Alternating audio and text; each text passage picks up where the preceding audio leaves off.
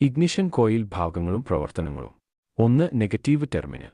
Ignition സിസ്റ്റത്തിൽ നിന്നുള്ള ground അല്ലെങ്കിൽ ലോ വോൾട്ടേജ് ഇൻപുട്ടിനുള്ള കണക്ഷൻ പോയിന്റാണ് നെഗറ്റീവ് ടെർമിനൽ.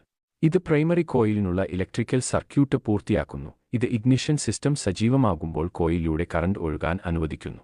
ഇഗ്നിഷൻ കോയിലിന്റെ ശരിയായ പ്രവർത്തനത്തിന് ഈ ടെർമിനൽ അത്യാവശ്യമാണ്. 2. Positive terminal.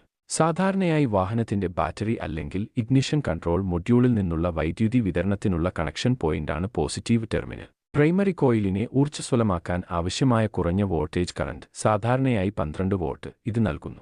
ഈ ടെർമിനൽ ഇഗ്നിഷൻ കോയിലിന് ഉയർന്ന വോൾട്ടേജ് ഉൽപ്പാദിപ്പിക്കുന്നതിന് ആവശ്യമായ വൈദ്യുതി ലഭിക്കുന്നുണ്ടെന്ന് ഉറപ്പാക്കുന്നു.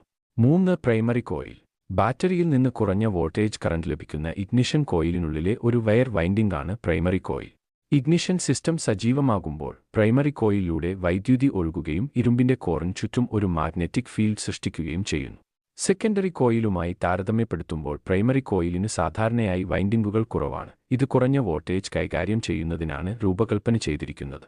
4. Secondary coil. ഇഗ്നിഷൻ കോയിലിനുള്ളിലെ മറ്റൊരു വയർ വൈൻഡിംഗ് ആണ് സെക്കൻഡറി കോയിൽ, എന്നാൽ ഇതിന് പ്രൈമറി കോയിലിനേക്കാൾ കൂടുതൽ വൈൻഡിംഗുകളുണ്ട്.